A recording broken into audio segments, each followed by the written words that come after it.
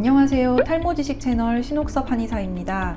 저는 한의사이지만 오늘은 탈모 치료에 쓰이는 양약에 대해 말씀드려보는 시간을 가지려고 합니다. 프로페시아, 아보다트, 미녹시딜 대표적인 세 가지 치료제에 대해서 이야기를 해보겠습니다.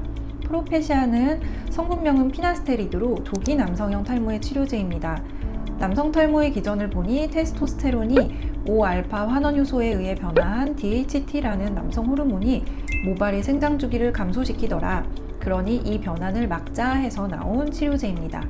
5알파 환원효소에는 1형과 2형 두 가지가 있고 1형은 피지선, 2형이 모유두에서 작용하는데요. 프로페시아는 바로 이 2형 5알파 환원효소의 작용을 억제하는 약입니다. 1형, 2형 다 억제하는 약이 아보다트로 잘 알려진 두타스테리드고요. 남성 호르몬을 피나스테리드가 70% 차단, 두타스테리드가 90% 차단한다고 하고 프로페시아를 정수리, 두타스테리드를 정수리와 앞머리에 효과가 있다고 말하기도 하는데 실제 임상에서 만난 환자분들을 보면 프로페시아, 아보다트처럼 남성 호르몬 관련 치료제를 먹고 효과가 있는 분들도 있는 반면 전후의 차이를 잘 모르겠더라 하는 분들도 있어서 모든 남성 탈모에서 탈모를 지연시켜주고 모발 생장 주기를 길어지게 하는 것은 아니라고 느껴집니다.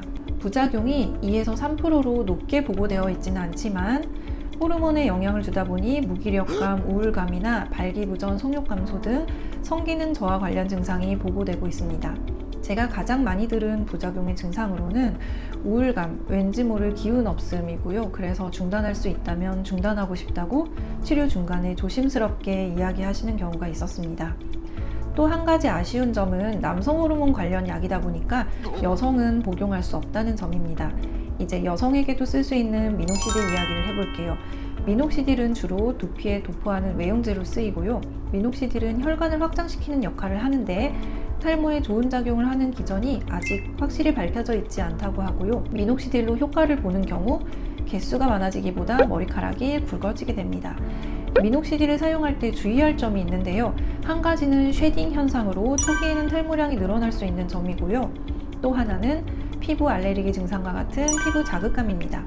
외용제에 들어있는 부영제 중 프로필렌 글라이콜이라는 성분 때문인데요. 그런 경우라면 이 성분이 들어가지 않은 형태의 제품을 골라서 써보는 것이 좋겠습니다. 이렇게 대표적으로 쓰이는 양방의 탈모 치료제를 말씀드렸는데요. 프로페시아와 미녹시딜은 FDA 승인을 받은 탈모 치료제이지만 그 기원은 프로페시아는 남성 호르몬을 억제하여 전립선 비대증 치료를 위한 약이었고요. 미녹시딜은 혈관을 확장시켜서 혈압을 내리는 고혈압 치료제의 하나로 쓰이던 중에 부작용으로 다무증이 생기더라 해서 쓰이게 된 약입니다.